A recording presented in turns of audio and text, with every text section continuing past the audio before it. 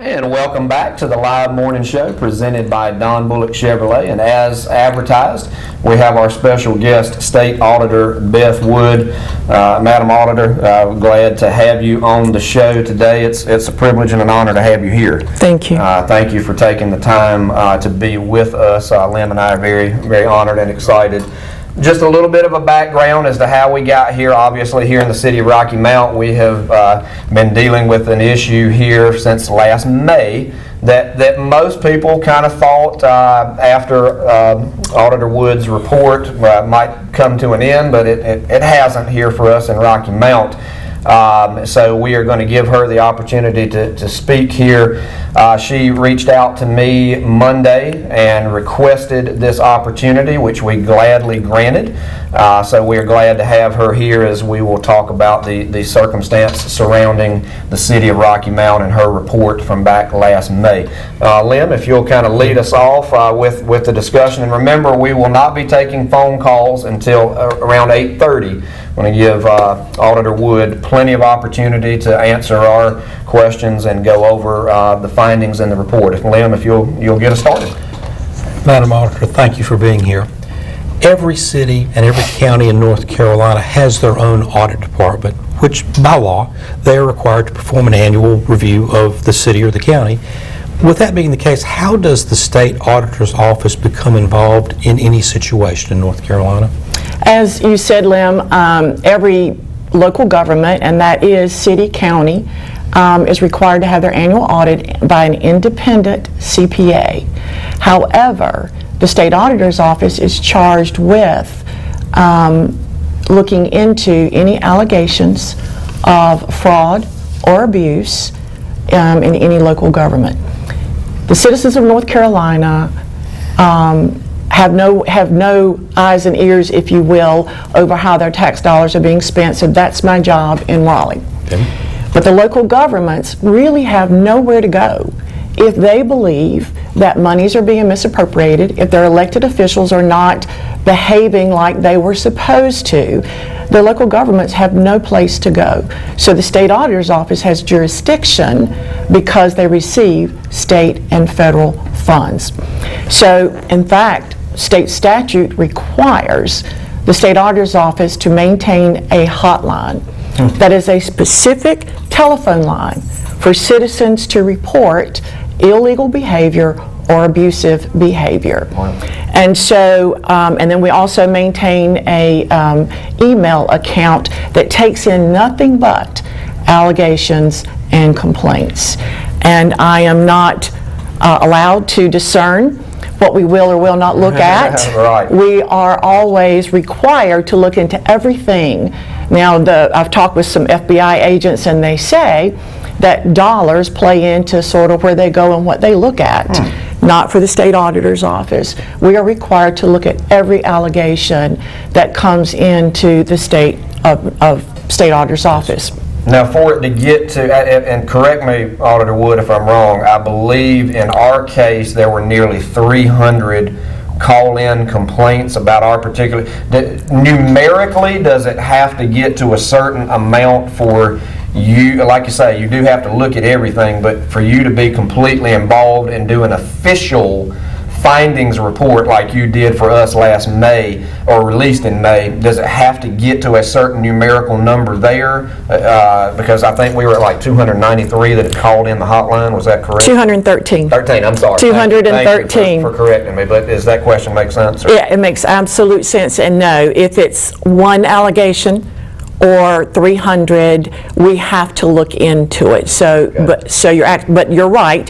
And in the case of the city of Rocky Mount, there were 213 allegations, but a lot of them had to do with just people being dissatisfied with how their city is being run. Okay. Now, point being, I don't even get involved in the management of any local government. My job is for local governments to come to us if there's a belief that there is illegal actions, behavior, or abusive behavior, abuse of power, abuse of a position. Right. And that was the case with the city of Rocky Mount. We triaged the 213 allegations, And we found quite a few that did lend towards the illegal and abusive behavior, and therefore that brought us into the city to investigate. Right. Now, you mentioned to us yesterday, abuse is not illegal, but fraud is, obviously. So can you walk us through the process? Because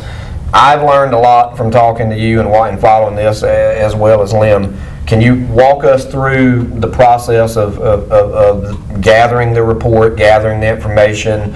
Tell us as much as you can, and I know that you also have some things that are in the report, because as you and I talked about on the phone Monday, Councilman Knight, who has drawn the ire here locally of most of this, called in and has accused this report of being false and all lies. We've spoken before, and you have the utmost integrity with your work. You're not going to put something out there unless it's fact. Can you walk us through what you did, how that process worked, and ultimately what is in this report? Well, and you bring up some great points, because my work, the work of the State Auditor's Office, is used by the Governor, it's used by the General Assembly, it's used by the SBI, it's used by district attorneys, and so there are a lot of people depending on and taking action on what comes out of these reports. So I have guaranteed the citizens of North Carolina, the Governor and the General Assembly, that my findings, when published, are irrefutable.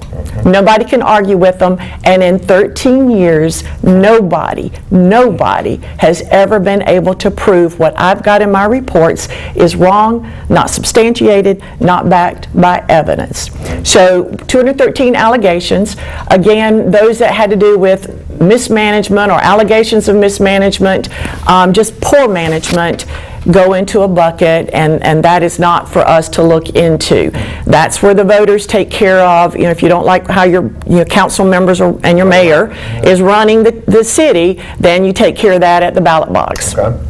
But then we look at the allegations that tend to be or are fraudulent or abuse of positions or power, and then we launch an investigation from there. So in this case, and what I would like to do, there's been so much emotion around, and there's been so much he said, she said, that needs to be cleared up, because it's simply not true. And more importantly, none of my reports, whether they're audit or investigative, are he said, she said. Yes, ma'am. Everything that we have in our reports are backed by evidence. And what I want to draw the listeners' attention to is, in this case, all the evidence exists at the City of Rocky Mount. Their records, their computer system, the City of Rocky Mount. This is not some third-party vendor that we talked to. This is not some contractor that we talked to. The records existed and still exist. Records that the City of Rocky Mount is required to keep. That the city is required to keep. Right. And so, again, I want to bring everybody's attention back to stop the arguments, stop the debates, what is in the report, and prove me wrong. Right. And nobody has brought any evidence. And again, I'll discuss the response of the city, Right. and none of it has to do with any evidence Right. to refute what I've said in our report. And the other thing I would say is that the work that every state auditor does across the nation is done in accordance with standards set out by the federal government and set out by the American Institute of CPAs. We are reviewed, every state auditor's office across the nation has a formal review every 3 years, and our reports are looked at to make sure that we are in compliance with the federal government's rules and guidance and laws, and that we are in compliance with the American Institute of CPA's standards and guidance and rules. Right. And in the 13 years that I've been state auditor, we have never, ever had a finding or comment that our work wasn't, and that's one of the things they look at, importantly, are the findings in your report substantiated with evidence? Right. Did you mention anything in your evidence that didn't show up in the report? Right. So both sides of that coin. So again, there is no room for lies. There's no room for misinformation in our reports, because my work, not only the report, but the evidence that supports it, is reviewed by state auditors across the nation. Right. Right. And their licenses or their reputations are at stake because their work then gets reviewed of my review. Right. So again, there's just no way Right. for there to be anything but the truth, the whole truth, and nothing but the truth. Absolutely. The other thing is, in auditors' work, you have to be independent, unbiased, and nonpartisan. Mm-hmm. And again, when our reviews happen, that gets looked at too, because people can put some facts together and make it sound one way, but if you put all the facts together, it sounds differently. Right, And in this case, again, that review includes that, that you are not one side or the other, but that all the evidence is supporting your findings with no room for any holes or any other questions. Right. Now, Madam Auditor, that leads me to a question that I believe many people are sitting here asking their TV screens right now. And thank you for that great explanation. So when you presented your report or your findings to the city, correct me if I'm wrong on any of this, your job is done basically at that point, and your expectation is when you present your report and your findings that the city, they have the opportunity to review it, refute it if they wish, but you stand by what you say. You say, all right, city, clean up your mess, here's what you need to do. You expect them to handle that. In the case of Rocky Mount, we kind of in an unprecedented way have done the complete opposite. It has been buried, it has been just kind of brushed off. You were immediately accused of being a liar, even a racist.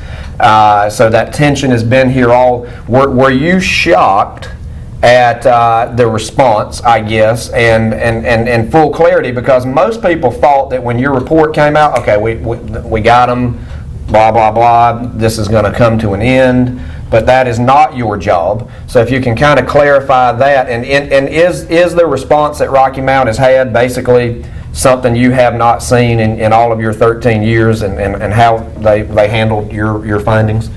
You're exactly right. When I report what I find, my job is done. The state auditor's office has a lot of authority. I sign my own subpoenas. So if you try not to see me or let me get in or talk to who I want to when I want to, I sign my own subpoenas and I show up. But when we are finished, we're done.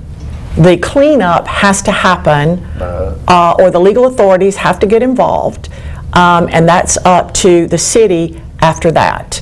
And when you say shocked, given the egregiousness of some of the findings, I am not shocked, because there needed to be a distraction. Again, my work is irrefutable. So the only other thing you can do is say, yep, it was me, I did it, and here's what or put my credibility to question. Right. So no, I have seen this a time or two over my 13 years, but what I have done, and I'm the first state auditor to do this, is when somebody wants to argue with my report, I say, because in this case, the city of Rocky Mount, we handed them the report and we said, this is what we have, Yep. This is what we found.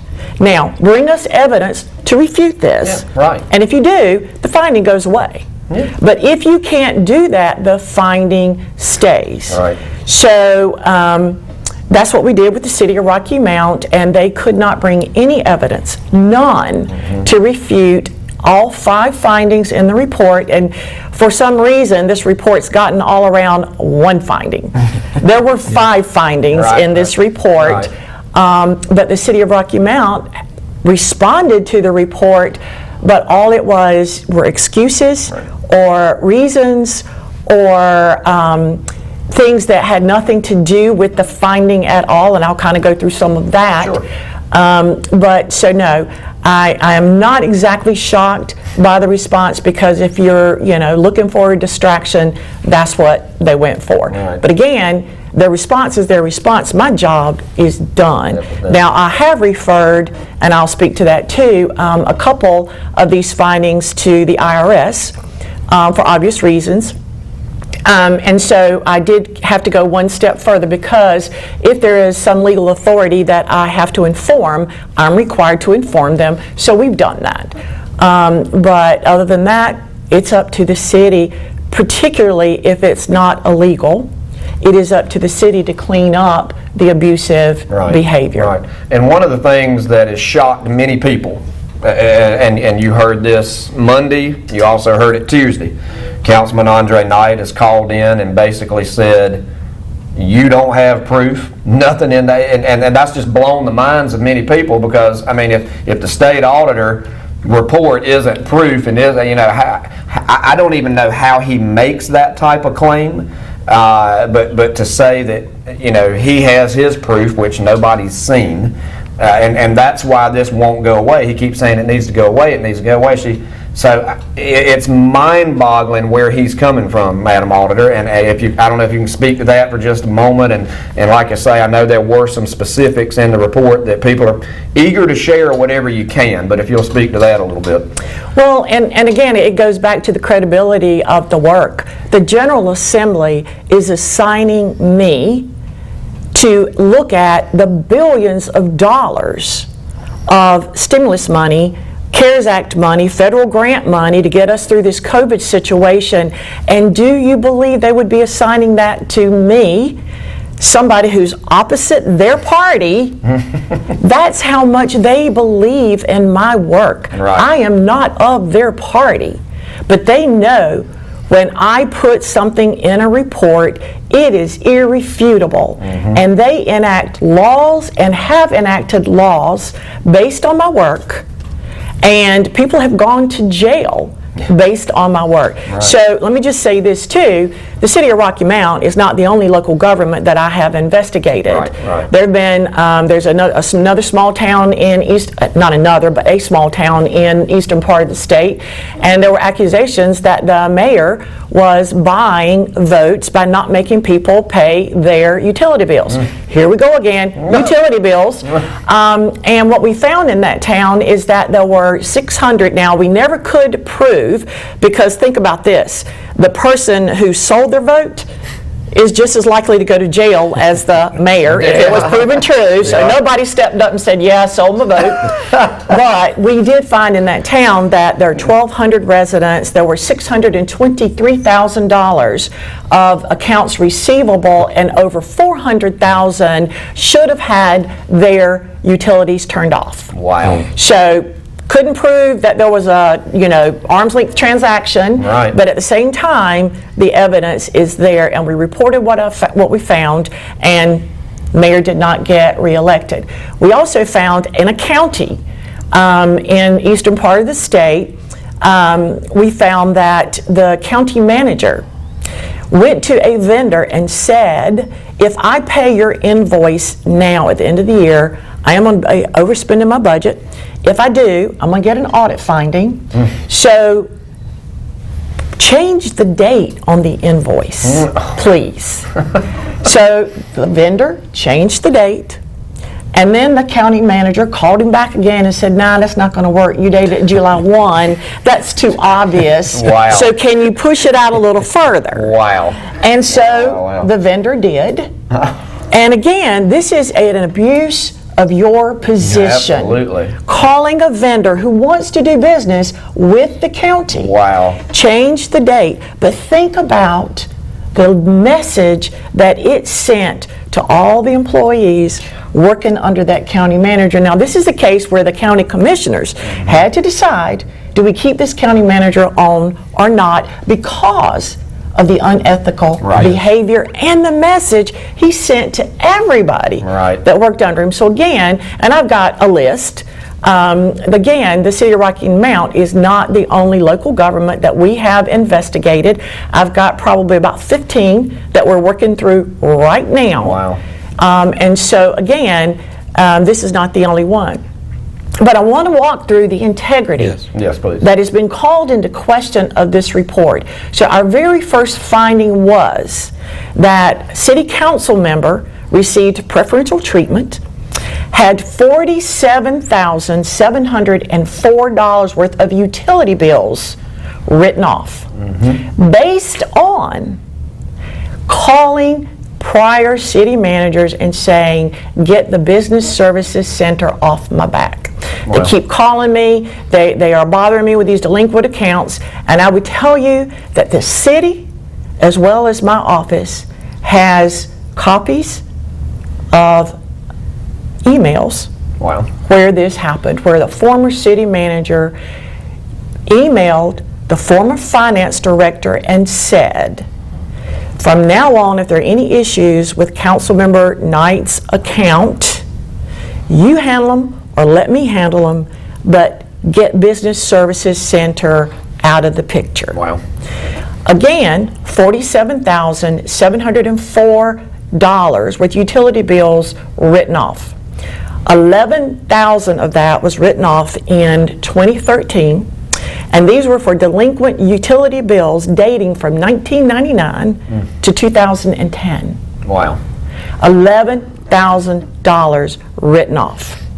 Then in 2017, another $36,000 of utility bills written off for utility bills dated 1999 to 2013.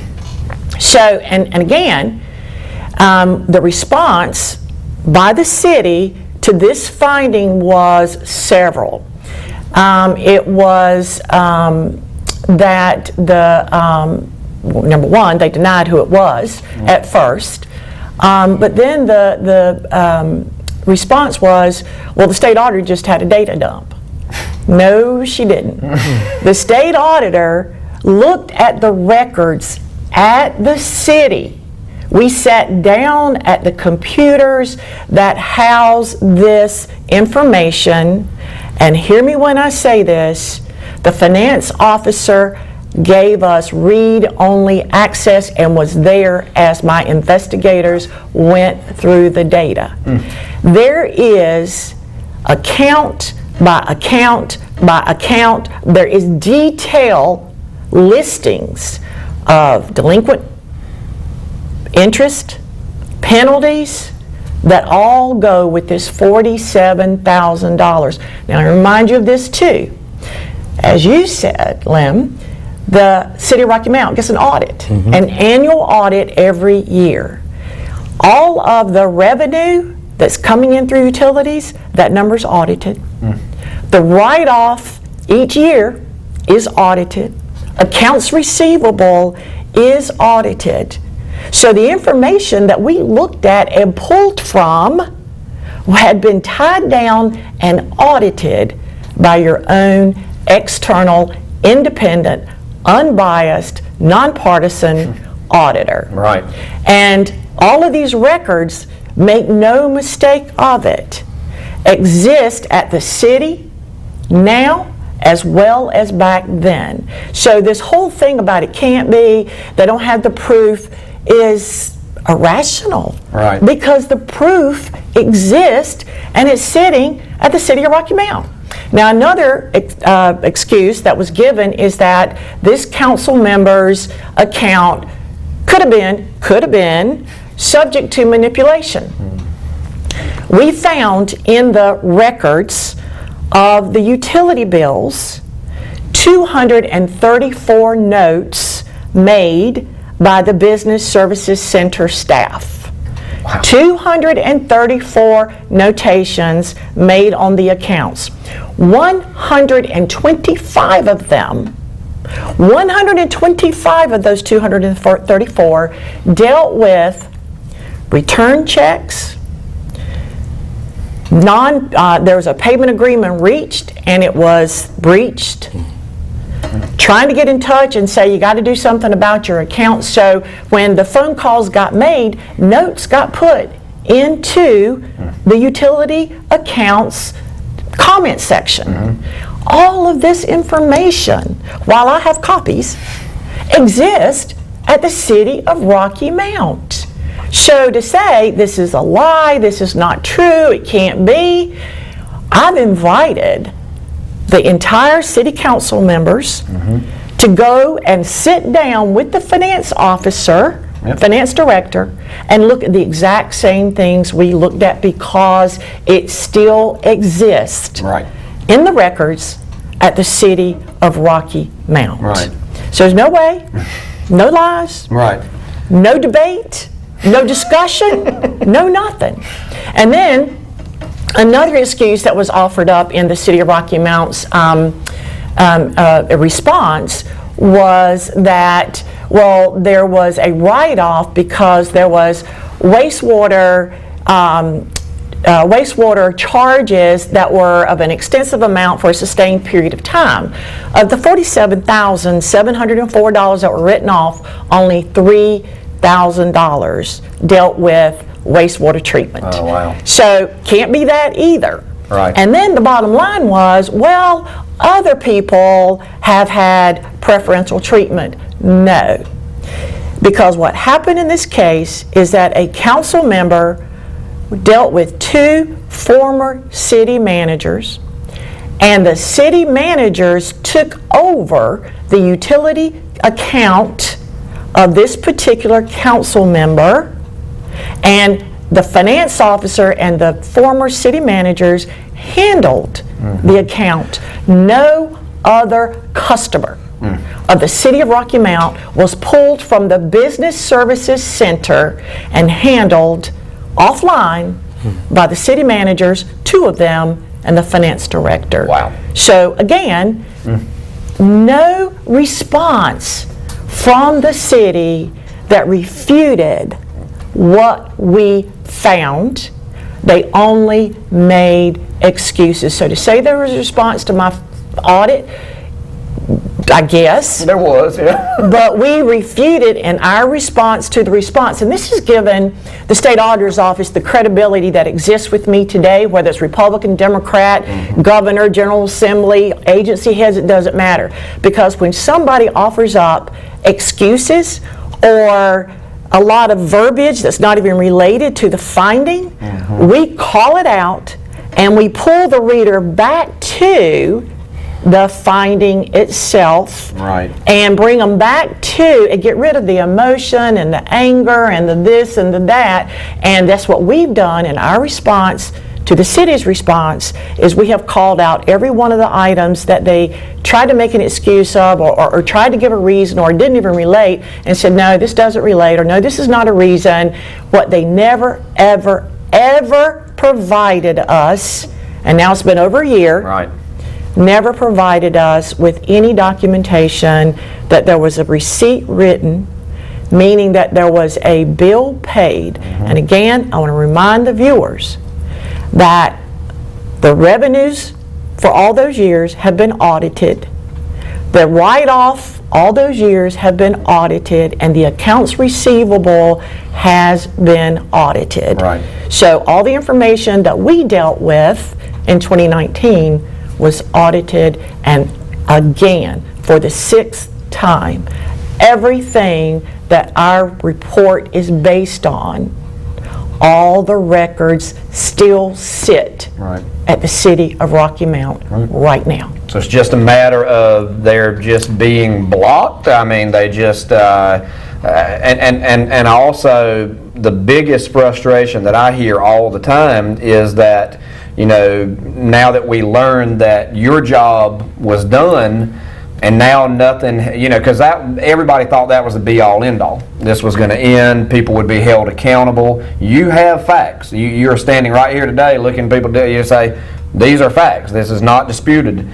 So the frustration is we've gone now nearly 14 months with nothing happening. Senate Bill 473 comes along in response to people's growing frustration that nothing has happened on the heels of your report. Is that the next step to something more accountability? Because look, this city cannot progress with this hanging over us, bottom line. And I know you've done your job and you've done a great job, but that is where the citizens are sitting right now. They know what's happened. They have your facts. but nothing has happened. Where do the citizens go and get their closure? One or two places, because this information was given to the city council and the mayor, and they're the only ones that can fix this. The other piece is, you mentioned Senate Bill 473. In the case of the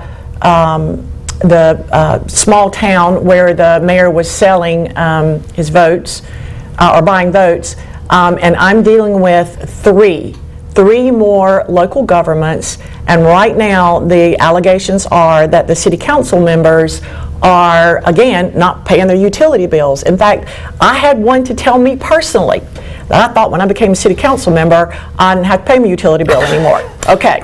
But anyway, this is going on, but the key here is, and I hesitate to say this on the air, but it is the truth, and everybody needs to understand it, that when a utility bill goes not paid, it's either 3 years or 5 years, I believe it's 5. I think so. The statute of limitations kicks in, and that local government cannot collect on that bill. Cannot. Wow. So Senate bill and the behavior of what went on in the city of Rocky Mount is not illegal. Right. So Senate Bill 473 is not about the city of Rocky Mount. It is about cities all across our state whose elected officials are taking advantage of their position as an elected official, and Senate Bill 473 is filling the gap between the not legal and illegal. This is where abuse sits. It is not illegal. It's not illegal, but then again, it's unethical, and we have one city that I'm now looking at who is on the verge of bankruptcy, and this kind of behavior has been going on for over a decade. Wow. So it's just not fair to the people, the citizens that live there, who have counted on the elected officials to run their city and their town like they were elected to do. It's just not fair. It's just not fair. So the Senate bill is there for many, many local governments across this state, not just the city of Rocky Mount. Gotcha. Lim, you were going to... I was just going to say, Madam Auditor, I know we have people who are lined up who would like to call in and ask you questions. Would you like to take a short break, or would you like to go straight to calls? I have 2 more points. Please. That I'd like to make. Go right ahead. I'm sorry. That's okay. So I want to remind our listeners that there were 5 findings in this report. And again, the second one got into the downtown revitalization grants and the rooftop grants. So we found that these grants, so the rooftop was a loan, and it was given for businesses to make repairs or to fix or do whatever they needed to their roofs, and it was a $10,000 loan. You paid it back in the first year, $50 a month, with a very, very low interest rate, I think 3%, but you were supposed to get a certificate of occupancy within a year. We found 4 properties that did not get their certificate of occupancy either within the first year that they were supposed to, or they got it way past the deadline. And again, this is $32,000 that could have been collected from those who didn't fulfill the obligation and given to somebody else who would repair their roof and take advantage of the city's graciousness for these grants. The other thing we had was a downtown revitalization. $8,000 was given out to a business who did not exist in the boundary of where this money was meant to go. Nobody ever got that money back. And another $20,000. So for the revitalization, when you made your application, you could not, and it was a 50-50 up to $20,000. It was a 50-50 match. And so $20,000, and you could not get the grant or get the grant for any reconstruction or construction that you had done prior to applying for the money. $20,000 was given to a business owner who had, and to pay for construction or work that was done before the application. Again, All of this information exists down at the city. We went through the records, and the city's response was, well, you didn't have to have a certificate of occupancy. We went to the grant agreement. Right. Yes, you Yeah, do. you did. Yes, you do. And they said, well, that business was really in the boundaries. No, we looked at the map, and we looked at the location of that business, and they were outside the boundary. So again, this is not made up stuff. This is not debatable stuff. This is black and white records down at the city. And then I want to address the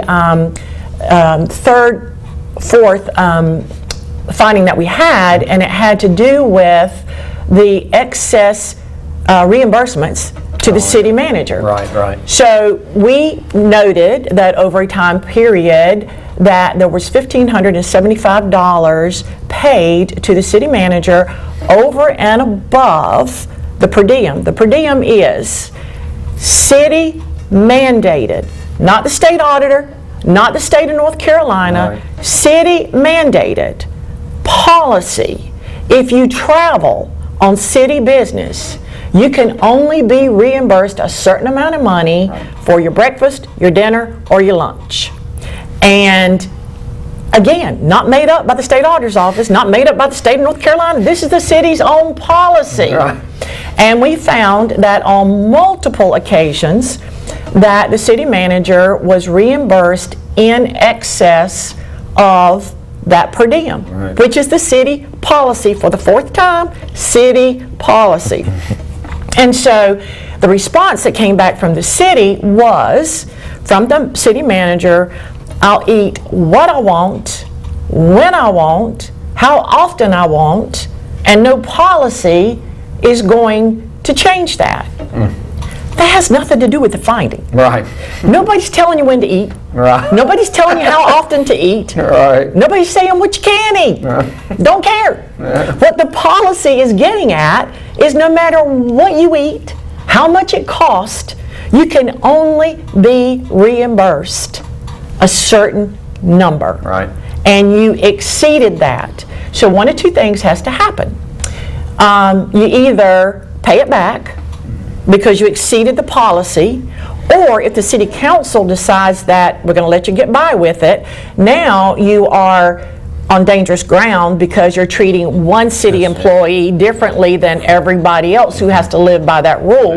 You're on dangerous ground there, but I'll just say, at the very least, the IRS law is, if you're going to exceed and you're going to let the city manager exceed the per diem, then you must adjust her W-2 and show it as a benefit, and she must, or he must, report it on their tax return. And that's the same thing with these write-offs.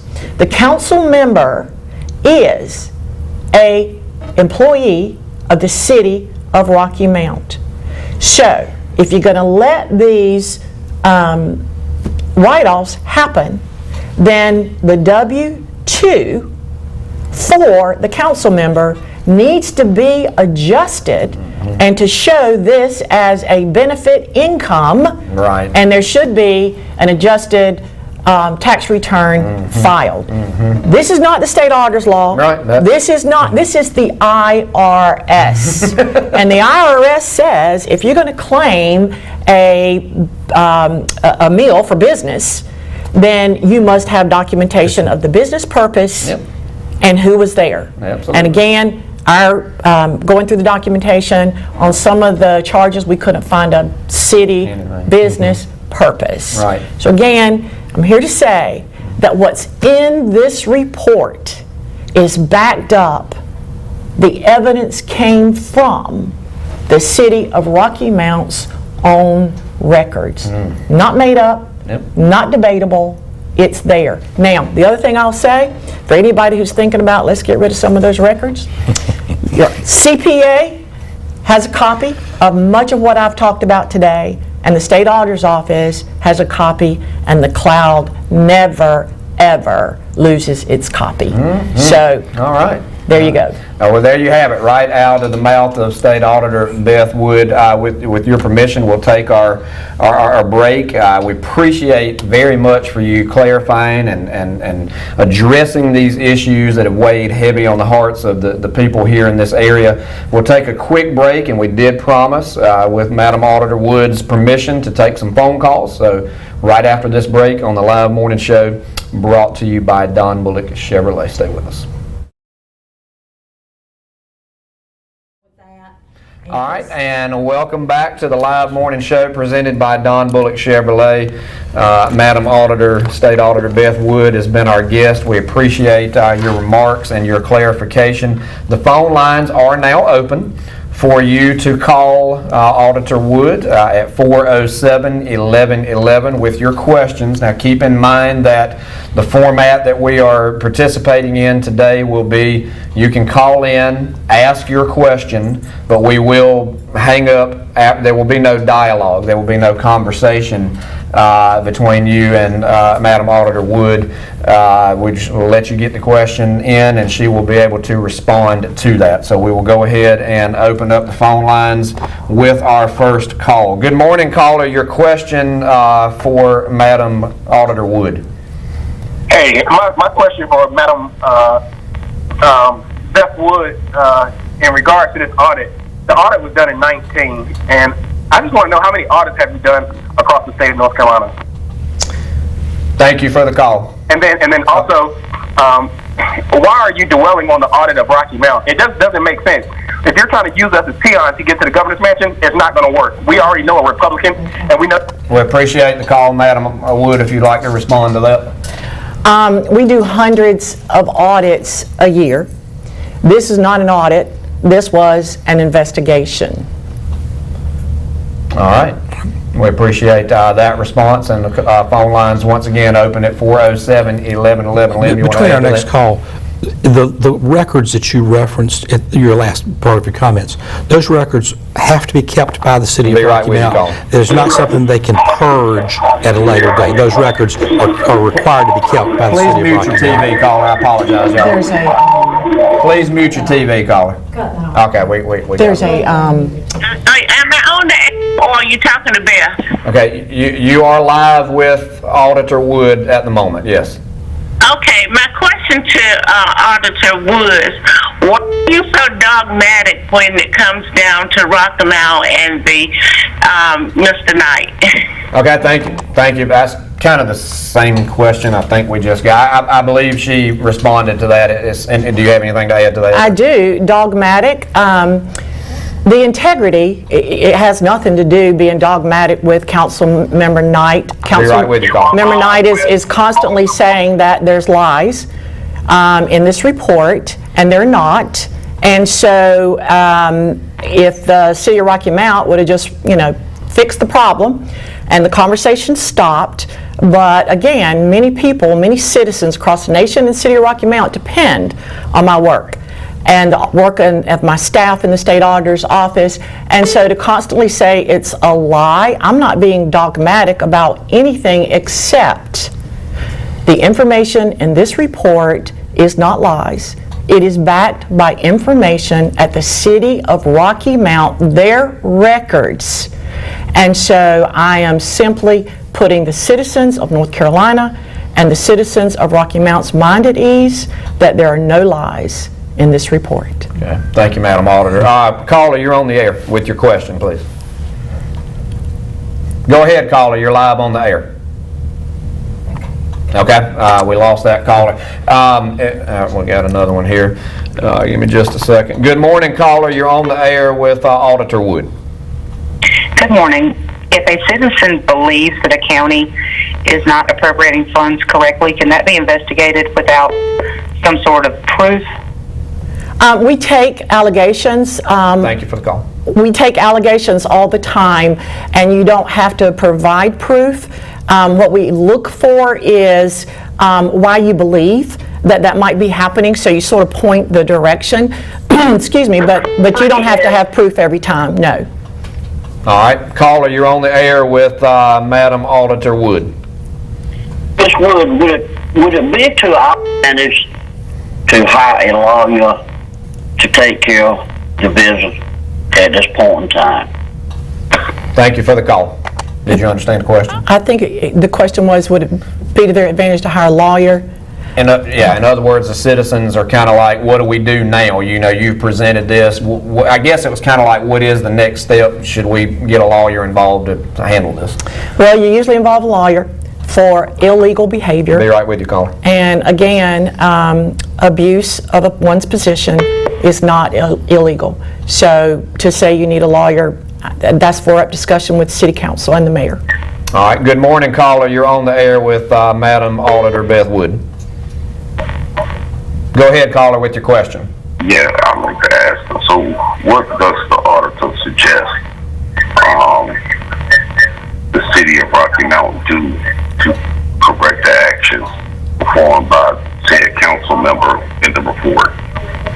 Okay, so basically, after your findings, what would you, if you were asked, what should the city of Rocky Mount do next? What would your response be? Well, the council members need to decide what to do about somebody who used their position for preferential treatment. Secondly, making sure that there are policies and procedures in place so that this can never happen again. It's my understanding, and again, my understanding, that the write-offs happened every year and have been happening every year for decades, and the city council members are not aware. I do know that the write-offs for the last 20 years have been somewhere in the neighborhood of $1 million every year. And so somebody needs to be looking at that. But now the other piece of that is, remember what I said, if a bill is left owing for 5 years, you can never collect it. So that part's going to be automatic. Mm-hmm. But your policy says that at the end of 28 days, a residential customer is delinquent.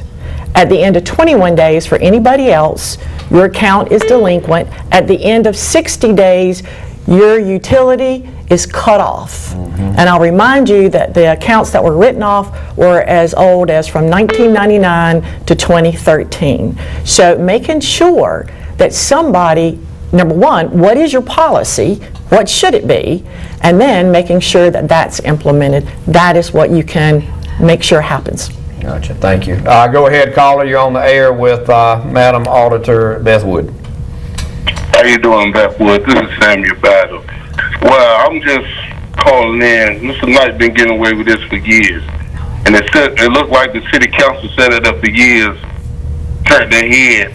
And I know people that didn't get away with doing tax frauds, and this is like he's this inside trading going on, and everybody's sitting back looking like it ain't nothing going on. You telling me 20-some years, a $47,000 light bill, and people around here can't pay the light bill, and he can sit out there on the king's chair and get away with it and nobody say nothing? The IRS should have been here.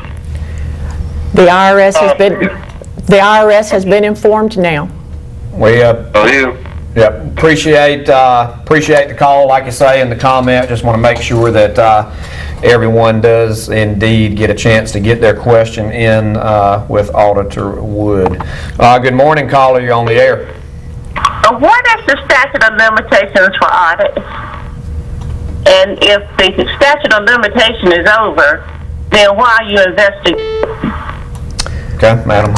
That's two key words that you just used. There is no statute of limitation on an audit, and there's absolutely no statute of limitation on an investigation. When I am given an allegation, I have to go, and the law says I will go and investigate, and that's what I did. But again, there is no statute of limitation. Now, IRS has statute of limitations. State Auditor's Office, there's no statute of limitation on where I go and what I look at, and there is no statute of limitation ever on an investigation. All right, thank you. Go ahead, caller. You're on the air with Auditor Wood. Ms. Wood, do you think that the abuse is still ongoing from the councilman and also the city manager in other areas? And if so, will there be further investigation? Thank you for the question. We have not been into the city since the spring of 2020. I have no idea what's still going on. All right. Go ahead, caller. You're on the air with Auditor Wood. Yes, I wanted to know, are the wrongs going on, and typically how long? Can you repeat the question? It kind of broke up a little. Try again. Sounds like she's on a cell. Apologize. Yeah, sorry about that, caller, but I think we lost you there.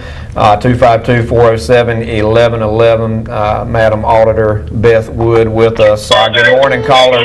Can you mute your TV, please, caller, and then you can ask Madam Auditor a question. Since the spring of 2020, I have no idea what's still going on. Caller, if you'll mute your TV, do you have a question for Auditor Wood?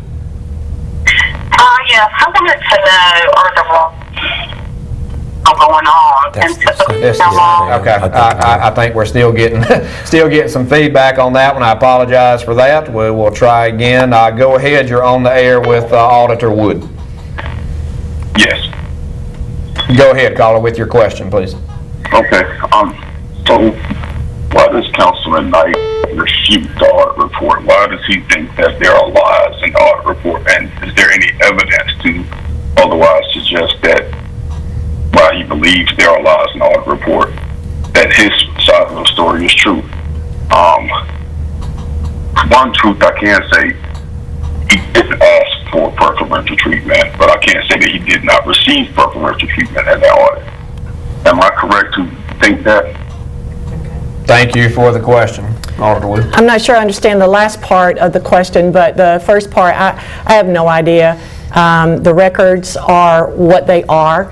The utility bills and the write-offs are what they are. Mute your TV, caller, sorry. And so I don't understand his refuting because, again, there's been no proof offered up that these findings are wrong. And again, all this information exists down at the city. Go ahead, caller. You're on the air with Auditor Wood. Yes, Beth, you are a registered Democrat, but aren't you truly a Republican, and this issue has become black and white? I'm not sure I understood the question. I believe she is acknowledging the fact you're a registered Democrat, and it sounded like she was saying this is a racial. You have been accused of this being a racial thing, motivated with an attack on black leadership. I think that's what she was asking you to address. I would say that is not true. If anybody would do what a good auditor does and go research my background, you will find out that I grew up very poor on a farm, working the fields with many good friends of my family who were black. Secondly, if you'll check in my agency, I have an executive team. People would call me biased, I guess, on my executive team because they're all women. There are 5 of us that run that agency, and we're all women.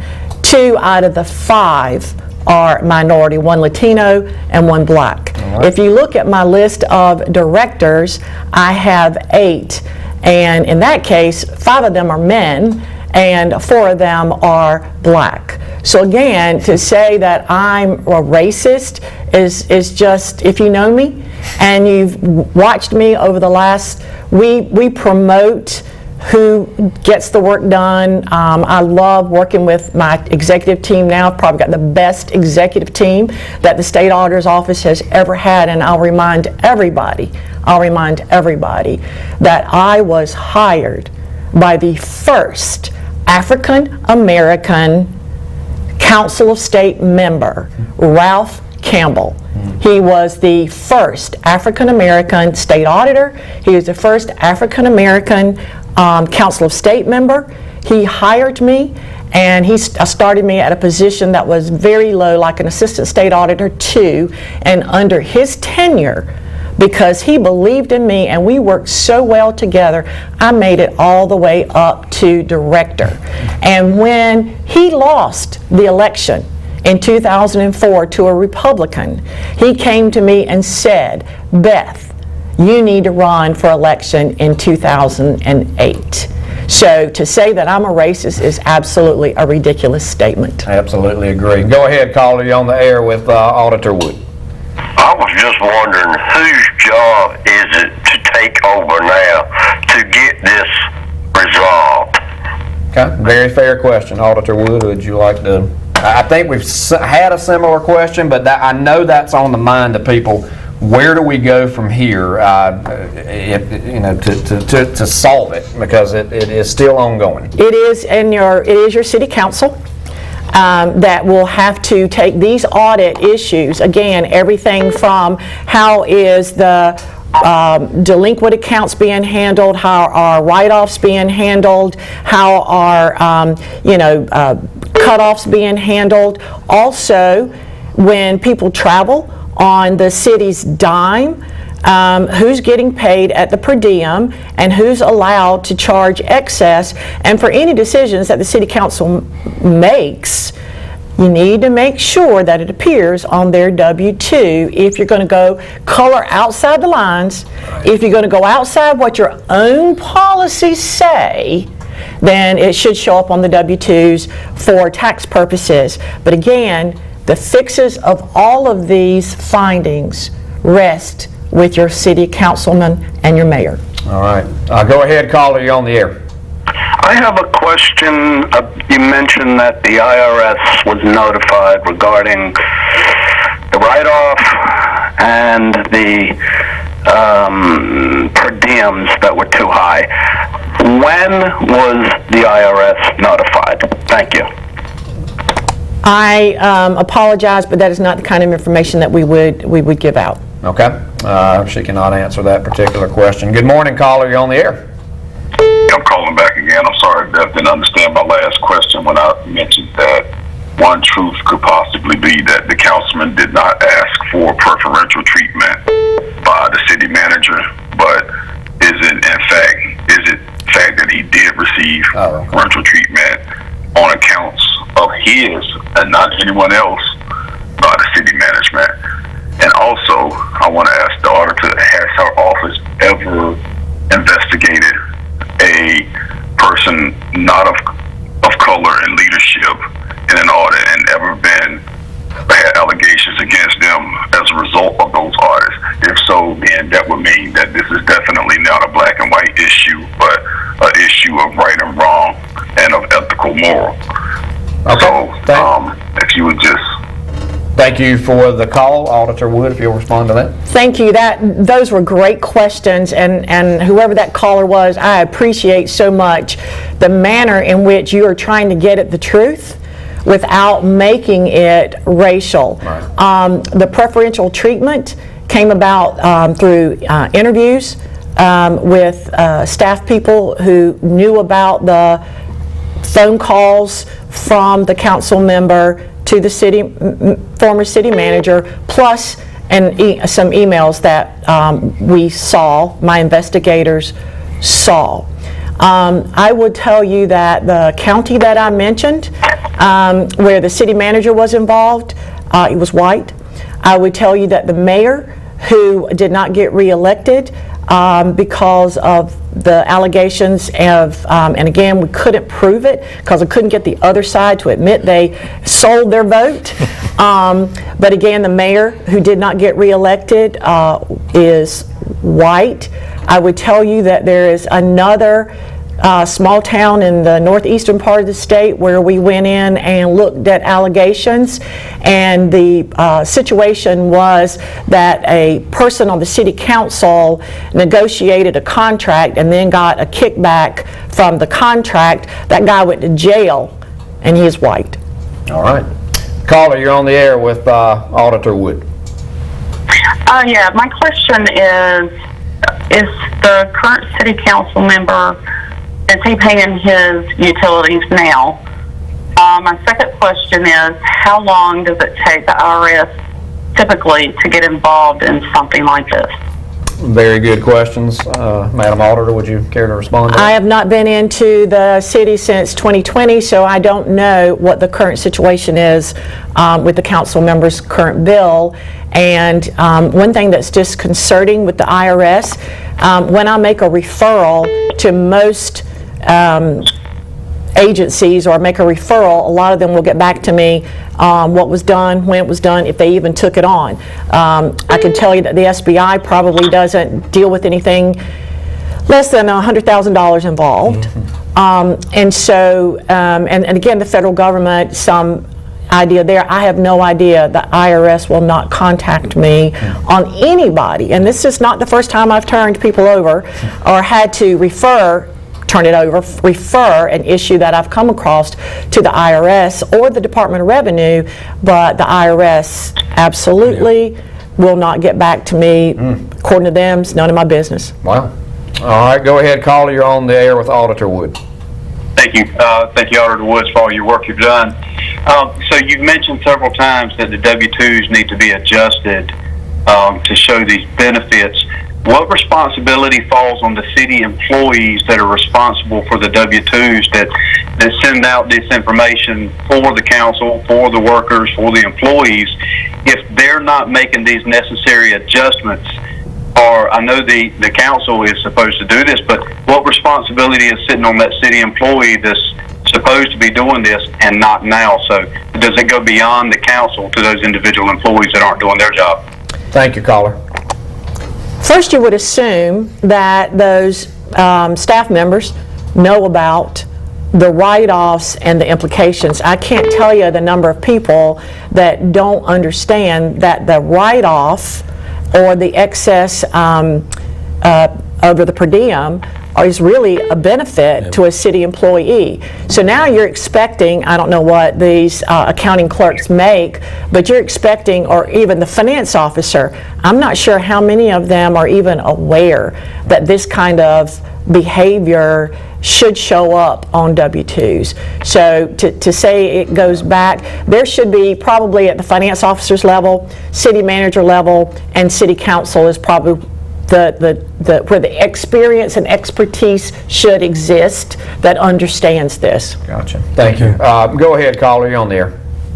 Yes, I would like to say that I do not believe that the conversation around whether or not this is a pointed issue to black leadership, it does not specifically revolve around the audit itself. Although historically audits have been a way to oust black leadership, I would like to say that it does seem that the findings are very small in comparison to the $200 million.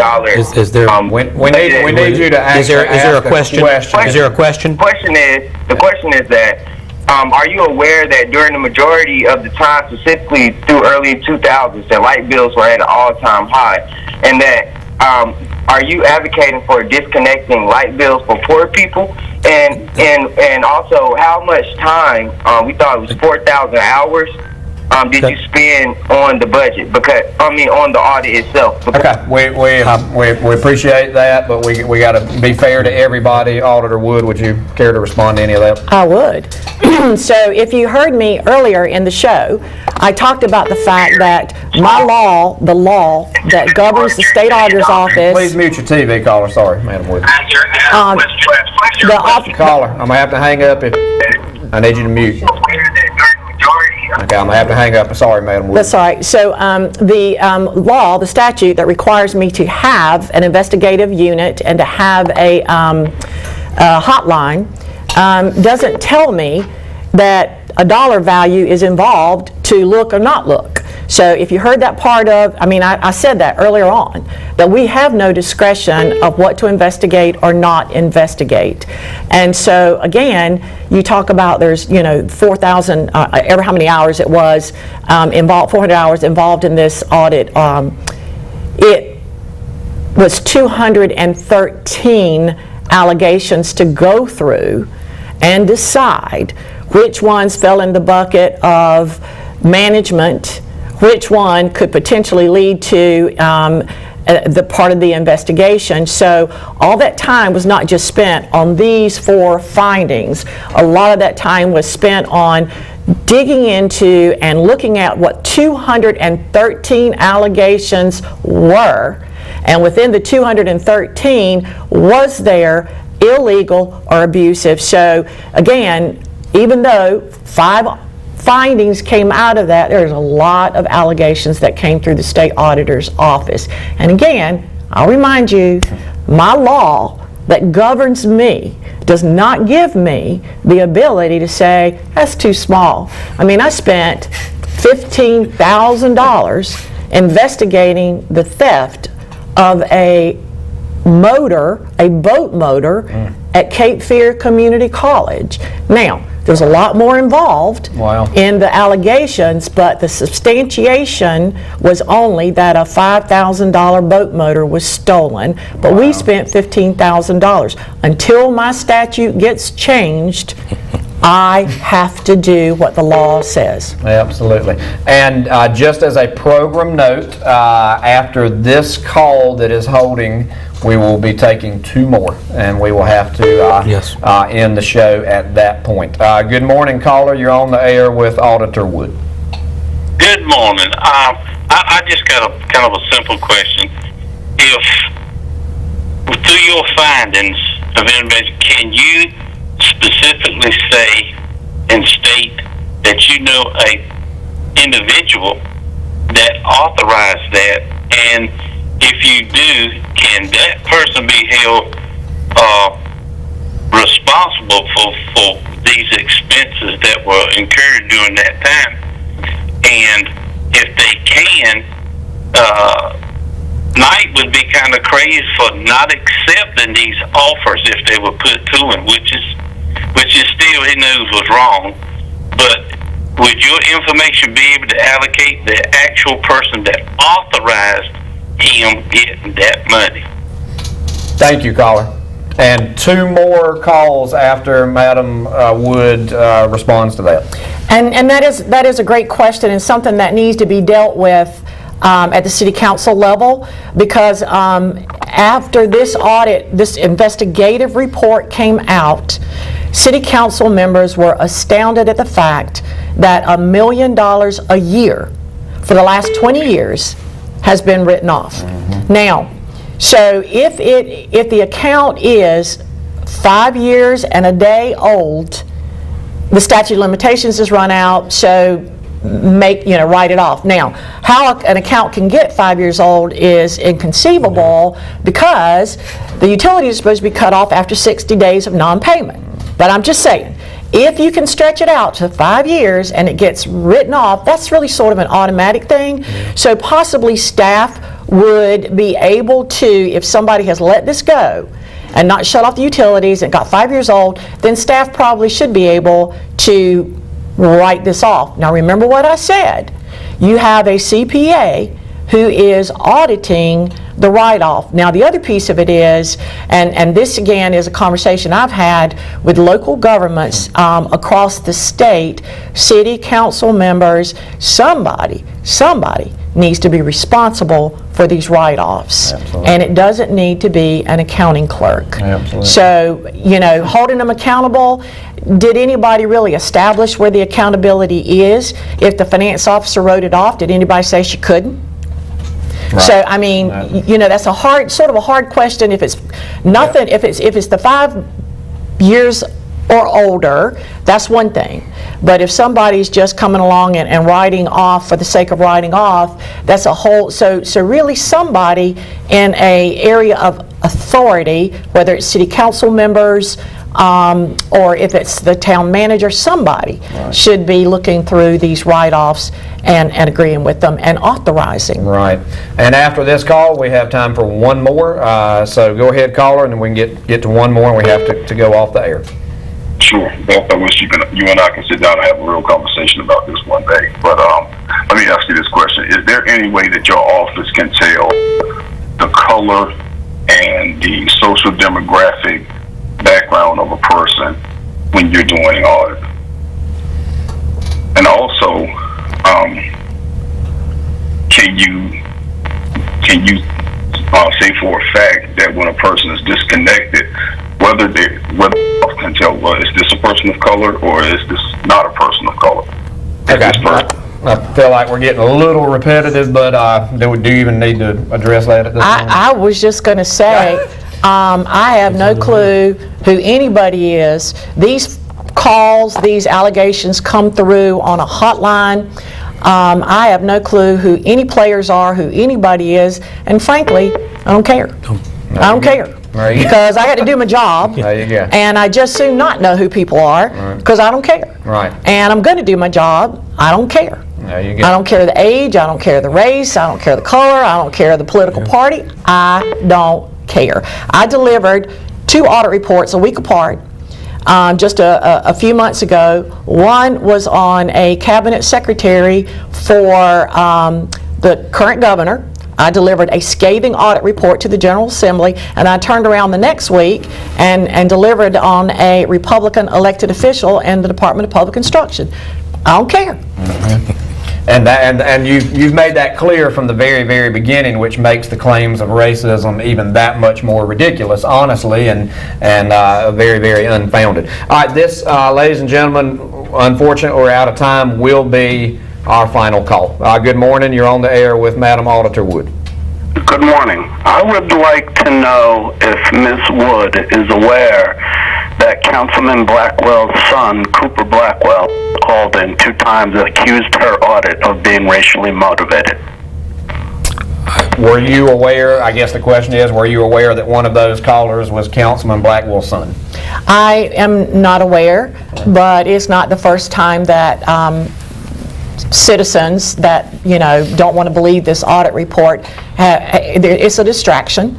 Again, if you know me and you know my background and you know my hiring policies, my promotion policies, if you look at my executive team, you look at my director's team, if you know me and you do your homework, you know that I am not a racist. However, it is a great distraction because I'm a white female. Yeah, and to be quite honest with you, as we wrap things up, when Councilman Knight is made, he can make whatever claim he wants, but the fact is, when he makes these claims, Madam Auditor, he's not bringing any proof to the table. It's one thing to make a claim, he is yet, and that's the big thing we got to accentuate out of this, if I may leave with that note.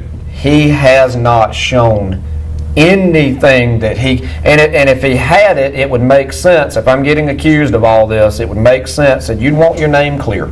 So I would bring which he has not done. Is not done. All right. Lim, anything would you like to close with? Simply to say thank you. Yes, ma'am. Thank you for coming today. Thank you for being as open as you have been with both your information from the findings of the audit and your responses to the callers that called in.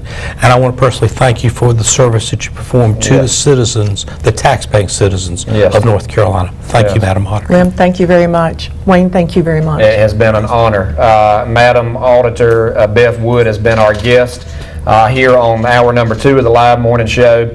Sandra will be here tomorrow with the Thursday edition. You've been watching the live morning show brought to you by Don Bullock Chevrolet. Thanks for watching, folks. Have a great day.